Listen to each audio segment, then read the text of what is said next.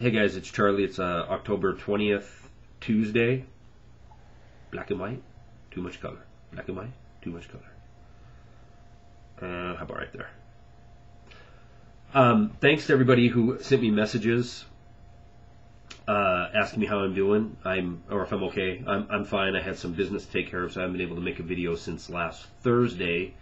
And it's not because I'm complacent or because there's no news going on. There's plenty of news going on, and some of the news is about the news.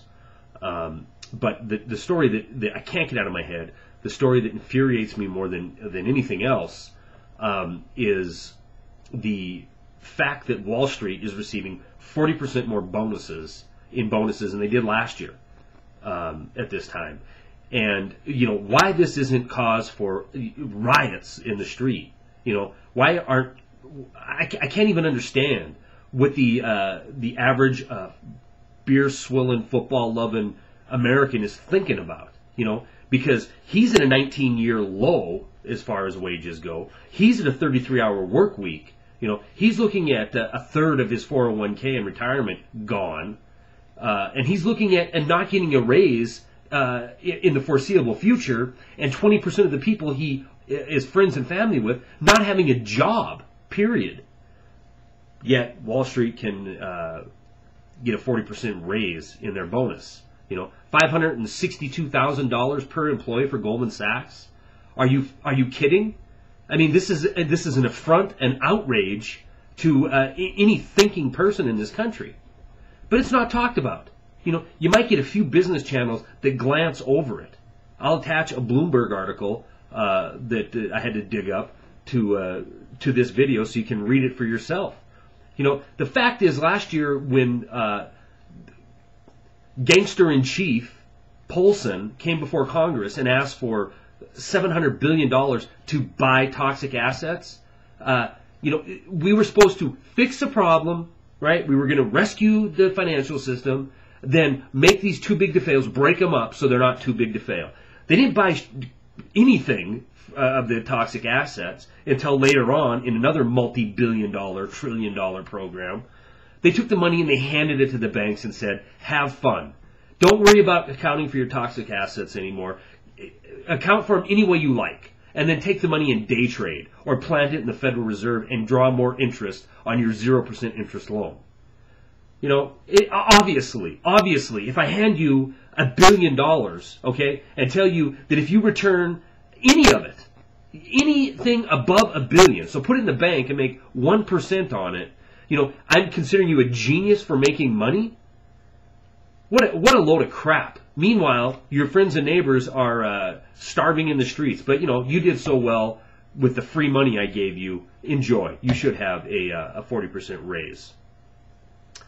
And the administration, the president as well as his spokesman in the last few days have talked about Wall Street and talked about how they had to curb their excessive bonuses. But it's a damn lie. They have no intentions of fixing anything.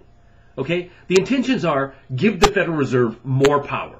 And the Federal Reserve and the Wall Street banksters are in bed together.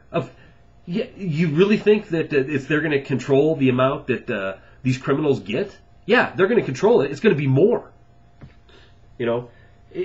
People have to realize that Goldman Sachs was the single largest contributor to Barack Obama's campaign, the single largest one-company contributor, to the tune of almost $1 million.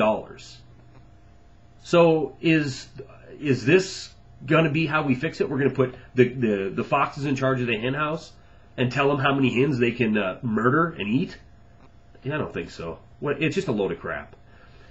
So, I read that story, and obviously you can tell it gets me upset.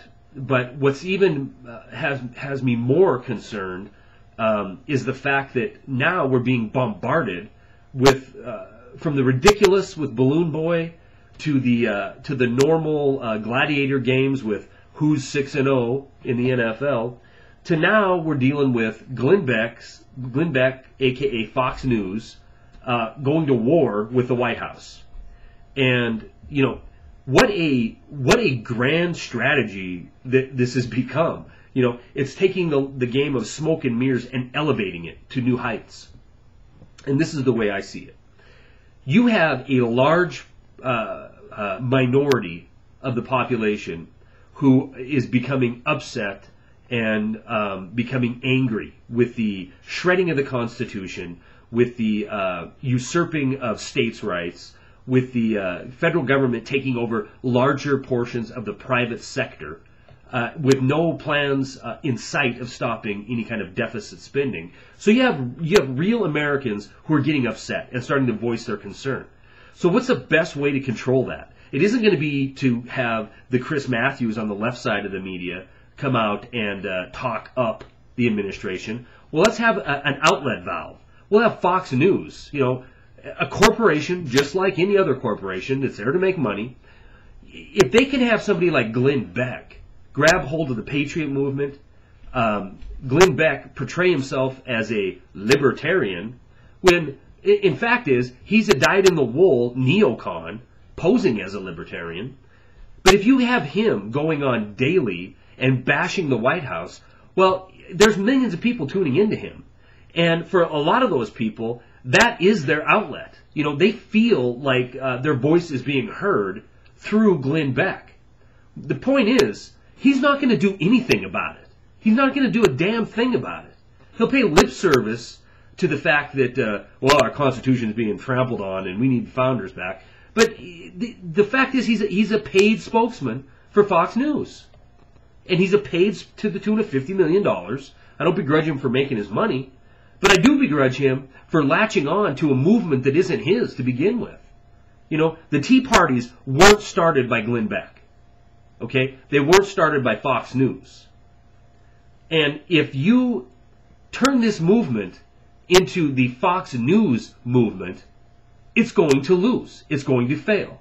They're just as big a part of the problem that's going on with media, which is 5 companies control 90% of the information that you get to disseminate. Okay? 90% of what you hear is controlled by these 5 corporations.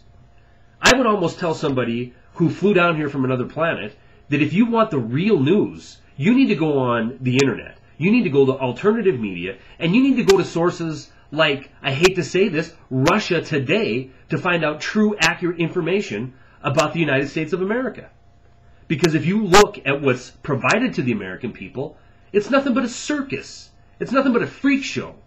And it's keeping the average, dumbed-down, beer-swilling American complacent to where they forget. Their memory is about 30 days long. If it hasn't happened in the last couple news cycles, it's out of their head.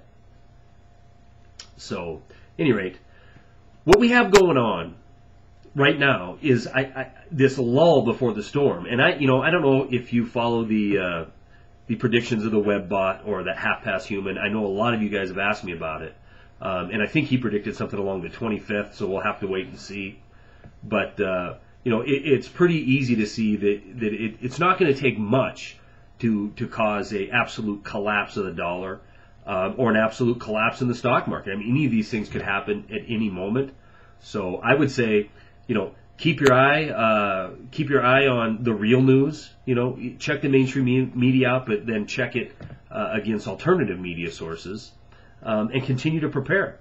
Because every day that passes that there isn't some kind of financial or a political implosion, we draw one day closer to one that's guaranteed to come. That's all I got.